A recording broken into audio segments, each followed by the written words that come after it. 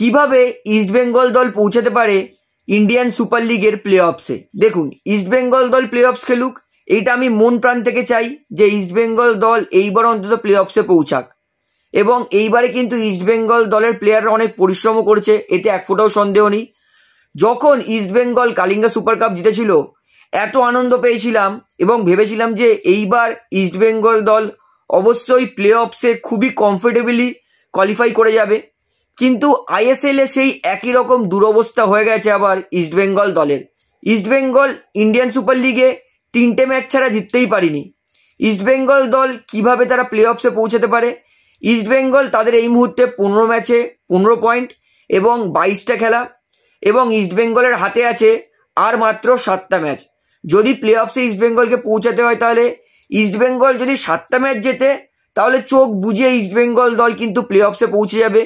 কিন্তু ইস্টবেঙ্গল দল যদি 7টা ম্যাচ জেতেও তাহলেও কিন্তু ইস্টবেঙ্গল দলকে 5টা ম্যাচ জিততেই হবে এবং বাকি 2টো ম্যাচ ইস্টবেঙ্গলকে ড্র করতে হবে। অর্থাৎ ইস্টবেঙ্গল তাদেরকে যা হোক তা হোক করে 30 পয়েন্টের বেশি টপকাতেই হবে। এর আগের সিজনে যে দলটা নম্বর 6 শেষ করেছে তার পয়েন্ট ছিল 30, তার আগের সিজনে 6 নম্বর দলের ছিল 29 পয়েন্ট। এই সিজনে 2টো ম্যাচ বেড়েছে, তাই আশা করছি এই সিজনে যেই দল 30 পয়েন্টের বেশি যাবে, অর্থাৎ যেই দল 31 পয়েন্টে যাবে, সেই দল কিন্তু প্লে অফসে কোয়ালিফাই করে যাবে। এটা ক্যালকুলেশন আপাতত দাঁড়াচ্ছে।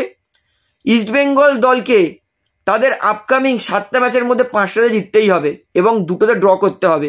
ইস্টবেঙ্গল দল এখান থেকে যদি একটা ম্যাচও হারে এরপর থেকে, তাহলেও কিন্তু সেটা তাদের জন্য খুবই একটা বাজে ব্যাপার হয়ে যাবে এবং তারপরে ইস্টবেঙ্গল দলকে 6টার মধ্যে 6টাই জিততে হবে।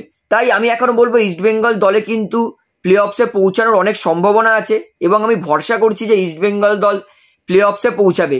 এবং আমি সমস্ত ফ্যান্সদেরকে একটাই অনুরোধ করছি, অবশ্যই ইস্টবেঙ্গল দলকে বেশি বেশি করে সাপোর্ট করুন, সেটা মাঠে গিয়ে করুন, থ্রু আউট সোশ্যাল মিডিয়াতে গিয়ে করুন।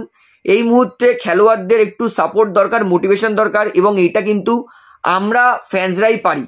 তাই এইবার ইস্টবেঙ্গল সমর্থকদেরকে আমি একটাই রিকোয়েস্ট করব, খেলোয়াড়দের পাশে দাঁড়ান এবং লাস্ট 7টা ম্যাচ তার মধ্যে প্রে করুন যাতে ইস্টবেঙ্গল অন্তত 5টাতে জেতেই। ইস্টবেঙ্গল দল যদি এখান থেকে একটা ম্যাচ জিতে তারপরে 2টো ম্যাচ জেতে, সেখান থেকে কিন্তু তাদের কনফিডেন্স আবার বেড়ে যেতে পারে।